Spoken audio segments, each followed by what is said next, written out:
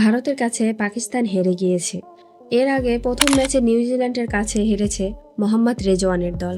শতভাগ নিশ্চিত না হলেও গ্রুপ পর্ব থেকে এখন বিদায়ের একেবারে দ্বারপ্রান্তে পাকিস্তান।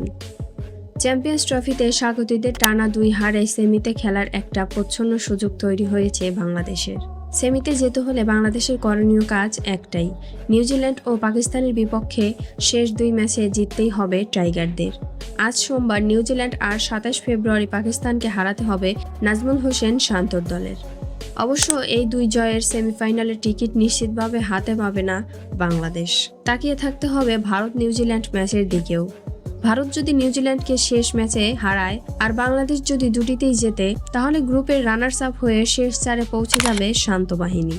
অর্থাৎ সেমিতে খেলার সম্ভাবনা বাঁচিয়ে রাখতে হলে সবার আগে আজকে রাওয়ালপিন্ডিতে জিততেই হবে বাংলাদেশকে।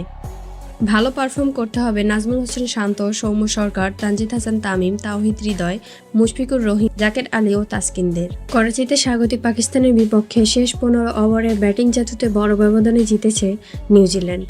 3 ব্যাটার ইউল ইয়ং 113 বলে 107, মিডল অর্ডারে টম ল্যাথাম 104 বলে 118 আর শেষ দিকে গ্লেন ফিলিপসের 39 বলে 61 run.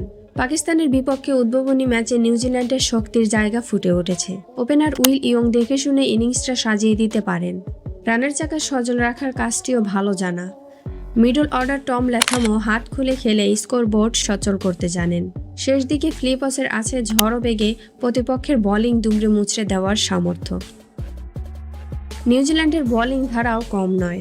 2 fast bowler Mitchell Bracewell ও উইল ও রর্কের সঙ্গে অধিনায়ক মিচেল স্যান্টনারের স্পিন, সব মিলে প্রতিপক্ষকে আটকে দেওয়ার পর্যাপ্ত ক্ষমতা আছে কিউদের। তাদের বিপক্ষে লড়াইয়ে টিকে থাকা সহজ হবে না টাইগারদের। এখন সেটাই দেখার বিষয়।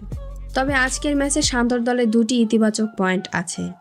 প্রথমত খেলা হচ্ছে রাওয়ালপিন্ডির মাঠে, যেখানে কয়েক মাস আগে টেস্টে পাকিস্তানকে হোয়াইট ওয়াশ করেছে বাংলাদেশ। সেটা একটা বড় অনুপ্রেরণা। চরম ব্যাটিং বিপর্যয়ে 2 তরুণ হৃদয় ও জাকেরের সাহসী ও দায়িত্ব সচেতন ব্যাটিংও আশার আলো। ভারতের বিপক্ষে 35 রানে 5 উইকেট হারিয়ে ফেলেছিল বাংলাদেশ। প্রতিষ্ঠিত সব ব্যাটার চরম ব্যর্থ হওয়ার পরও জুটি গড়েন হৃদয় ও জাকের। তাদের জুটিতে 35 রানে ইনিংসের অর্ধেকটা খেলানোর পরও 228 রানে গিয়ে ঠেকে বাংলাদেশের স্কোর। ব্যর্থ হওয়া 5 ব্যাটারের অন্তত 1 বা 2 জন জ্বলে উঠলেও বাংলাদেশের স্কোর 300-র আশেপাশে যেতে পারত। রাওয়ালপিন্ডিতে টেস্টে পাকিস্তানকে বাংলা ওয়াশ করেছিল। এই মাঠ আমাদের পরমন্ত ভেন্যু। সেই আত্মবিশ্বাস আর ভারতের বিপক্ষে জুটির উপর ভরসা রাখলে বাকিদের ব্যাটও জ্বলে উঠবে নিশ্চয়ই। সেক্ষেত্রে নিউজিল্যান্ডের বিপক্ষে স্কোর লাইন হবে আরও বড়। কাজেই আজ বাংলাদেশের ভালো করার সম্ভাবনাও থাকতে পারে। এখন সেটাই দেখার বিষয়।